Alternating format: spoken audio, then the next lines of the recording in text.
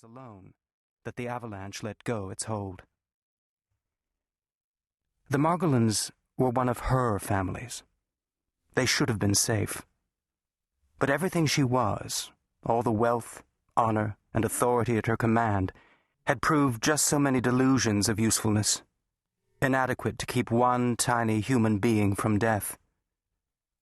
She'd been called, and she had come. But before she could summon a doctor, while she'd stood in that dim room with its scrubbed floor and the threadbare, neatly tucked bedclothes, the wise, infant gray eyes held hers, and the child stopped breathing. Just stopped. The death of a badly wounded man was one thing. God knew she'd seen enough of that during the war. This was another matter altogether.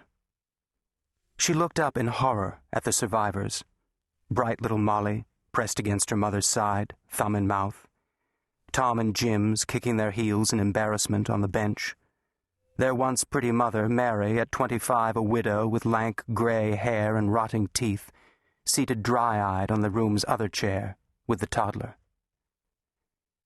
They'd named the infant Christopher, and because his family could not afford sentiment, he'd gone to the earth without his shroud. Her teeth chattered against the glass. Her fingers refused to carry the silver lighter to the cigarette. She placed her hands on her knees, but the slow, calming breaths refused to come, and sounded more like gasps. It was exhaustion, as much as anything, that broke her. The bone-deep fatigue that came from too many 14-hour days followed by too many sleepless nights.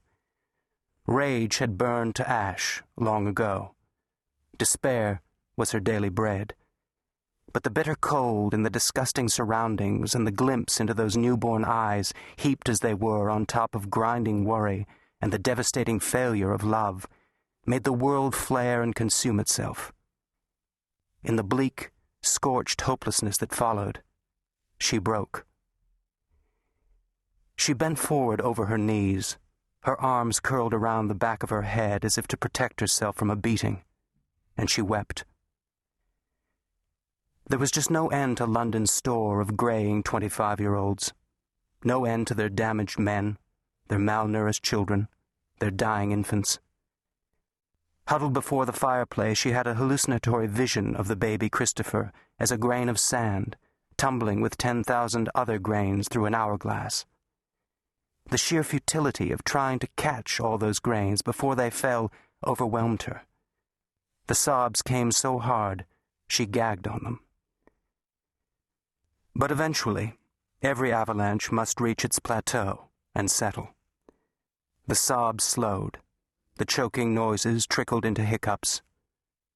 She sat upright in the chair, clawed the hair from her swollen eyes, and stretched out a steady hand for her drink. When the cigarette was lit, she stared into the heedless coals, thinking about lives pouring unstopped through an hourglass. The poor will be with you, always. Wasn't that the bitter, cold truth? Even if she were given the keys to the Hurley coffers, to empty everything, paintings and jewels, houses and land, into the slums of London, it would disappear without a trace. The Hurley legacy could be reduced to the bones, and still poor mothers would strip the dead to warm the living. Yes, money narrowed the neck of the glass, slowing the stream. Money bought medicine, nutrition, warmth, education, giving the poor a chance against the downward pull of the sand. But it was so slow, so terribly, agonizingly slow. What the world needed was a cork to stop the flow completely.